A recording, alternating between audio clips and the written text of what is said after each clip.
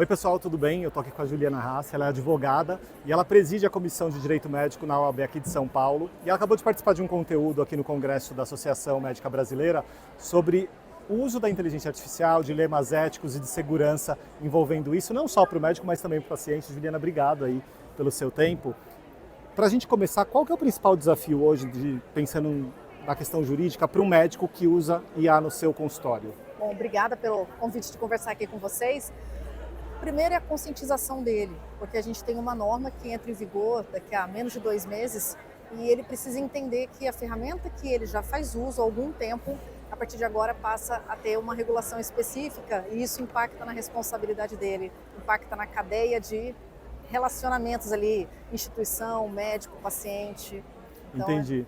A gente tem uma questão de corresponsabilidade na inteligência artificial, né? Se fala muito isso no mundo financeiro, dentro das empresas, e eu vejo que isso está cada vez mais forte também na questão da medicina. E vocês falaram um pouquinho no painel sobre isso dentro de um hospital, por exemplo. Ele tem lá a governança, homologou uma ferramenta, o médico está usando. Usando ou não usando, ele tem que justificar o parecer dele, seja positivo para o que a IA deu, ou seja negativo para a resposta que a IA sugeriu.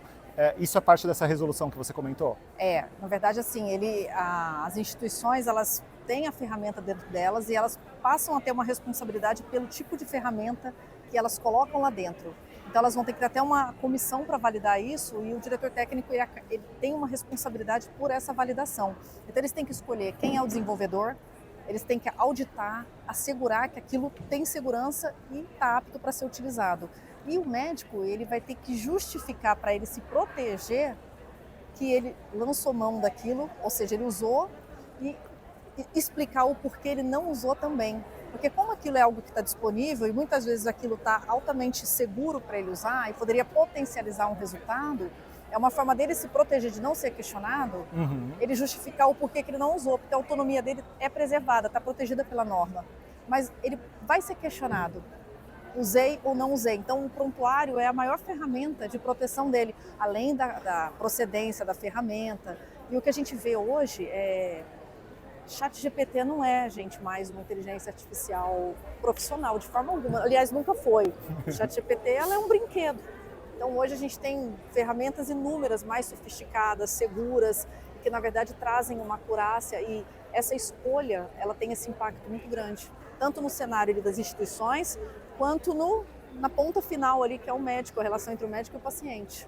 Você trouxe esse ponto do ChatGPT, né? E a gente sempre falou da questão da segurança de dados, a privacidade da informação que você joga numa ferramenta que está aberta. Então, até médicos que não estejam numa instituição, um hospital grande com governança, tem que tomar muito cuidado quando usa isso no consultório, né?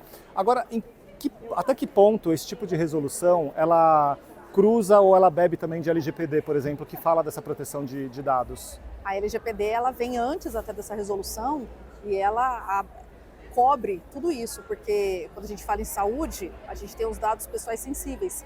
Então, eles têm que ser protegidos, eles têm um rigor ainda maior na proteção. Todos os dados têm proteção pela própria Lei Geral de Proteção de Dados. Então, tem que haver o consentimento do paciente, sempre. Principalmente também por conta da LGPD. E essas ferramentas, elas também vão ter que estar desenvolvidas, é o que a gente fala do Privacy by Design, desde a concepção delas, de acordo com a Lei Geral de Proteção de Dados, justamente pelo que você falou. Você não sabe para onde esses dados estão indo, se eles são descartados, se eles não são, com quem eles são compartilhados. E você fala muito numa palavra que é a palavra que vai ditar muito do que a gente vai ver, governança. Gente, quando a gente vai discutir várias coisas, cai aonde? Governança. É verdade, você trouxe um ponto que é interessantíssimo, que é o Privacy by Design, e a gente não ouve tanto isso em saúde. Eu fiz um curso no IMD sobre isso, sobre resiliência digital, e uma das aulas foi 100% focada em Privacy by Design. E pelo que eu vi hoje, isso é fundamental para os hospitais que vão implantar a inteligência artificial, porque tem a anonimização, a forma que você trata isso, a forma que você descarta o dado, né? Você vê algum movimento para ser mais utilizado isso no Brasil? Olha, eu ainda vejo pouco movimento, ainda vejo um movimento tímido. Eu penso que a própria lei geral, agora a gente transportando o assunto para a LGPD, a gente imaginava que isso fosse ter um impacto maior, dada a importância do assunto e dado o tamanho do impacto na área da saúde da LGPD. Então eu penso que quanto maior o impacto, quanto mais séria a estrutura, quanto maior a maturidade, se ela não nascer com isso, com essa adequação desde o início, ela não se sustenta. E aí você vai ter uma cadeia de responsabilidades ali impactadas. Pensando agora, para a gente finalizar, eu te liberar para o seu relacionamento Fica aqui no tranquilo. evento, se você tivesse que recomendar coisas para um médico que vai utilizar, seja no seu consultório, ou seja um hospital que quer implantar inteligência artificial e usar isso da forma mais correta possível, protegendo o médico, mas também protegendo o paciente, do ponto de vista jurídico, que é o seu caso, que tipo de recomendação você daria para quem está no início dessa jornada? Que ele fizesse um mapeamento, primeiro, do que ele vai tomar uma decisão com relação a vou ter governança, até porque ele não tem escolha, mas ele vai ter que profissionalizar. Então ele vai ter que escolher uma consultoria séria que tenha todo esse braço para fazer para ele esse mapeamento e que ele tenha ali um compliance mesmo efetivo e um plano de ação para ele implementar essa governança.